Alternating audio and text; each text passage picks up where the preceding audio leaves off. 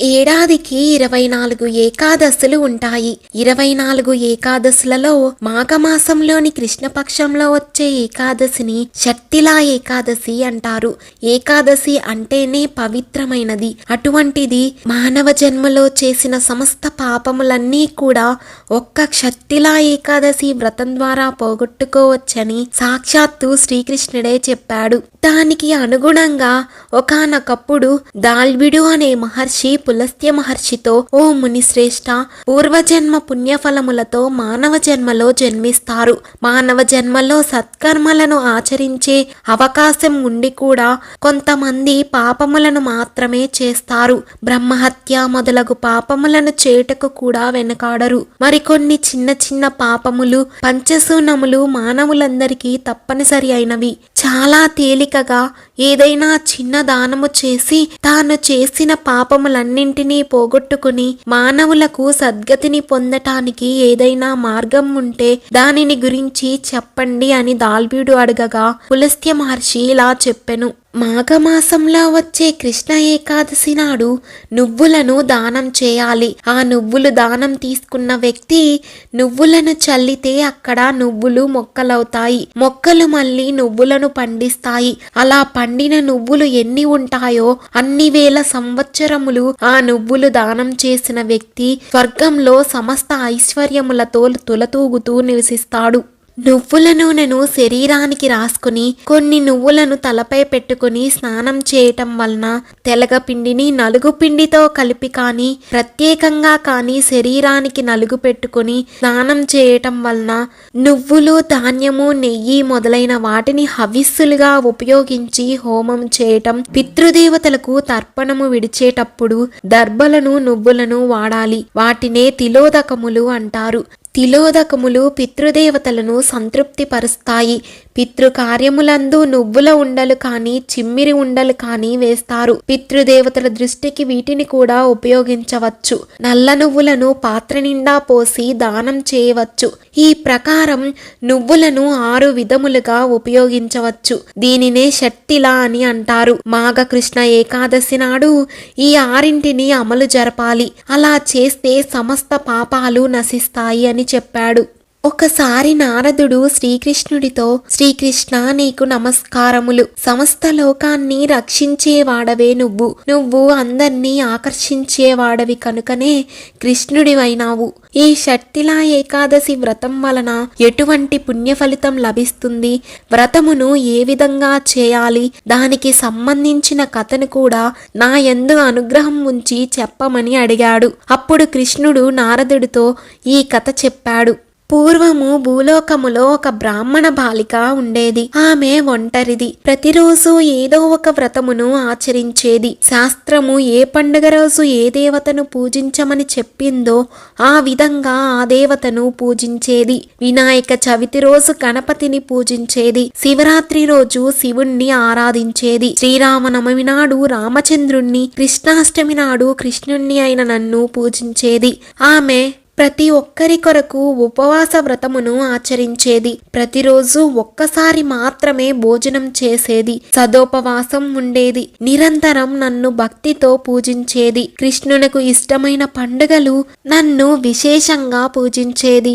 ఆ రోజు కూడా ఉపవాసం ఉండేది. ఈ విధంగా ప్రతిరోజు ఉపవాసం ఉండి తన శరీరాన్ని శుష్కింపచేసేది. దీనుల యందు, బ్రాహ్మణుల యందు ఉదారంగా ప్రవర్తించేది. వారు నివసించటానికి ఇండ్లను ఇచ్చేది.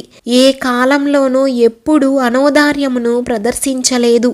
అన్ని కాలములలోనూ ఆమె కష్టములతోనే గడిపేది. అన్ని ఉపవాసములు చేస్తూ ఆమె అనంతమైన శక్తిని సంపాదించింది. అయినా కూడా ఆమెలో ఒక్క లోటు కనిపిస్తూ ఉండేది. ఆమె ఎప్పుడు బ్రాహ్మణులకు అన్నదానం చేసి సంతృప్తి పరచలేదు. దేవతలకు కూడా ఎప్పుడూ అన్నాన్ని నివేదించలేదు. ఎప్పుడూ ఉపవాసములే ఉండటంతో వంట చేసేది కాదు.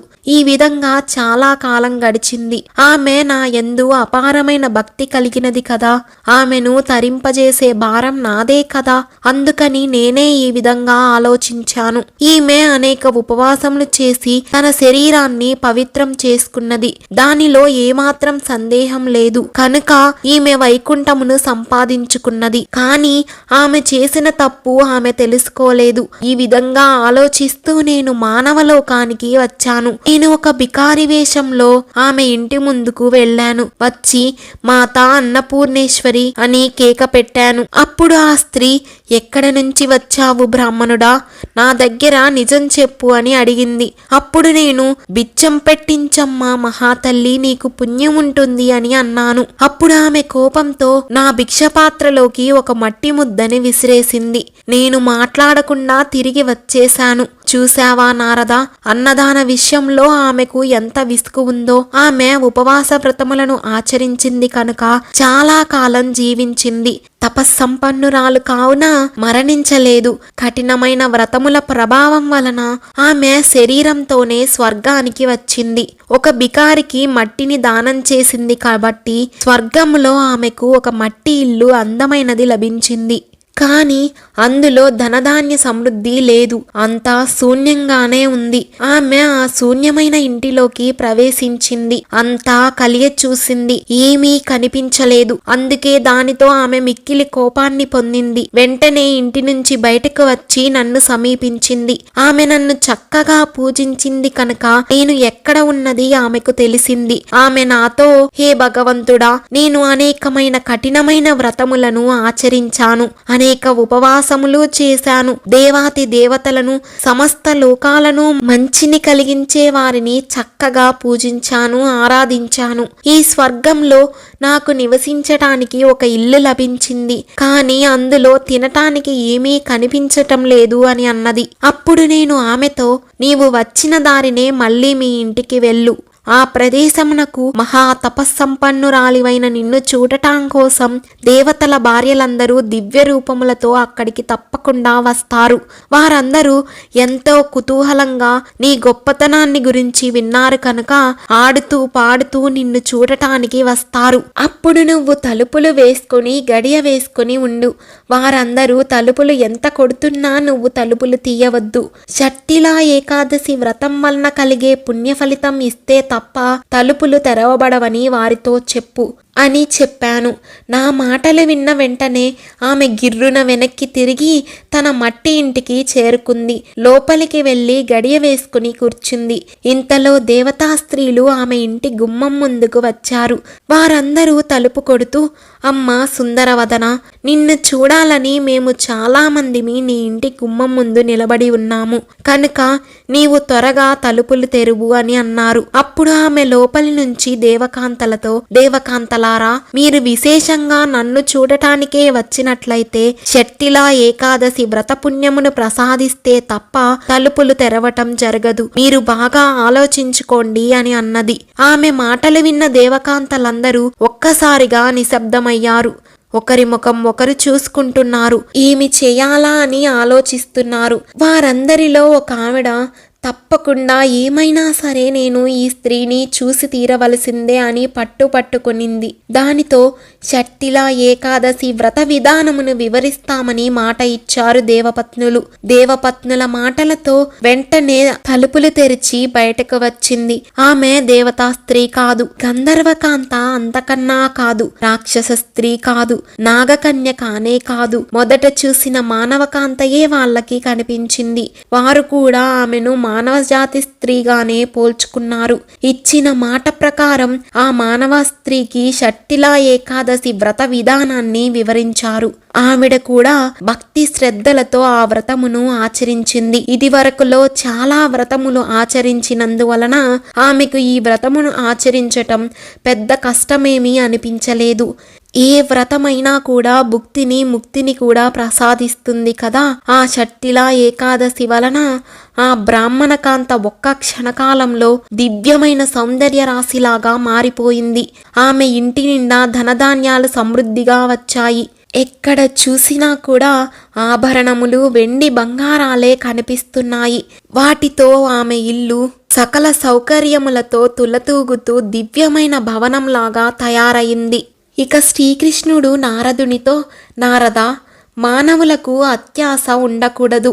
ఏ వ్రతం ఆచరించేటప్పుడైనా సరే ధనమును ఖర్చు పెట్టుటకు వెనక ముందులాడకూడదు. సమర్థత ఉండి కూడా తక్కువ ద్రవ్యమును ఖర్చు పెట్టి వ్రతమును పూర్తి చేయకూడదు. 10 రూపాయలు ఖర్చు పెట్టగలిగే శక్తి ఉండి కూడా 1 రూపాయితో మాత్రమే వ్రతమును పూజ చేయకూడదు. ప్రతి వ్యక్తి తన శక్తిని అనుసరించి నువ్వులను, అన్నమును దానం చేయాలి.